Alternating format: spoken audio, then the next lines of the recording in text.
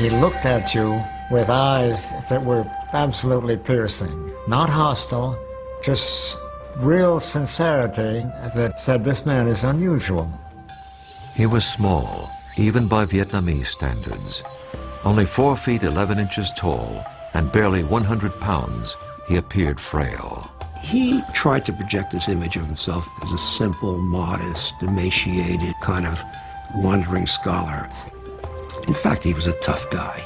Perhaps no leader in history has resisted the guns of the enemy as stubbornly or as long as this little man. He's a very shrewd politician and a very good actor. He had an unshakable will that helped liberate a country and humble a superpower.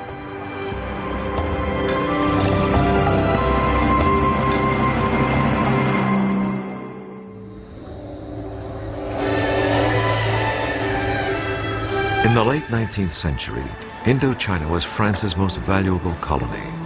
The French made huge amounts of money with rubber and rice exports, especially from the territory now known as Vietnam. Unfortunately, the native people received little or no benefit of this wealth. They had few rights within their own country and little hope for a better life. Life was only slightly better for the family of Ho Chi Minh. What we do know about his family generally is that they were upper class or gentry, as were all the communist revolutionaries. Ho Chi Minh's father, Huynh Sinh Soc, came from the village of Kim Lien in Nghệ An, a poor province in central Vietnam.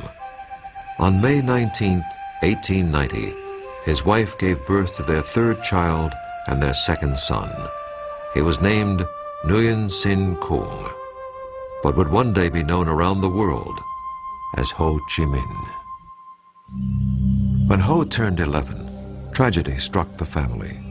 While his father was away, his mother died shortly after giving birth to a third son.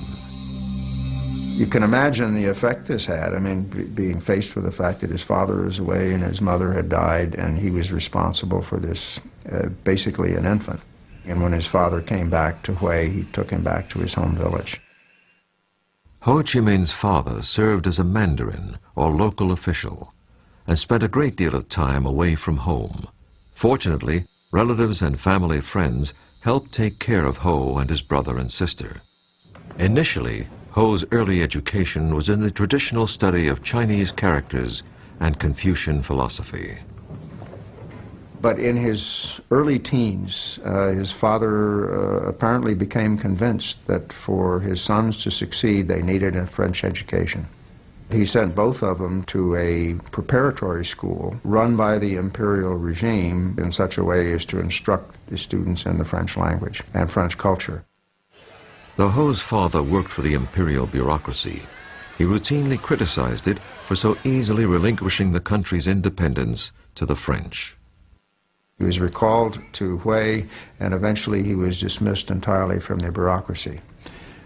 And it's at that point that his life fell apart. And he went to Saigon. He took a job for a while on a rubber plantation. Later he sold traditional medicines. Ho's father spent the rest of his life wandering the countryside, struggling to make a living, while Ho lived in Hue. He saw less and less of his father. This had a great impact on Ho. He also believed that his father had been punished for simply saying what everyone knew was true. Most Vietnamese suffered greatly at the hands of their colonial masters. Those who protested or even complained were often imprisoned, beaten, or even killed by the omnipotent French colonials.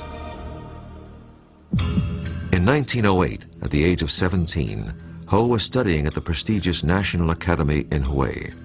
One day, a group of farmers marched past the school, protesting the high level of Mandarin corruption and excessive taxation. Ho translated their demands into French so the local colonial officials could read them. It was his first revolutionary act, and he attracted the attention of the dreaded Sûreté, or French secret police. The next day, Ho was summarily expelled from the academy, It was his last day of formal schooling in Vietnam. So here's this young Ho Chi Minh who is becoming educated and has a certain amount of resentment toward French colonialism, but at the same time he knows enough about France to be captivated by the great French ideals of liberty, equality, fraternity, and he wants to see how those ideals are really practiced in France. They're not practiced in Vietnam, where you have a rather repressive French colonial system. Ho had inherited his father's rebelliousness and his wanderlust. At the age of 21, he entered a merchant marine school where he learned how to be a kitchen helper. This new skill enabled him to leave Vietnam and go abroad. I think he left for two reasons. One is maybe quest for education, that he would be able to get better education in France, provided he could afford it. Second, he probably did not see much of an economic opportunity in Vietnam at that point of time. Ho was hired by the French passenger liner, the La Touche-Treville. And in 1911, began an odyssey that would take him to nearly every corner of the world.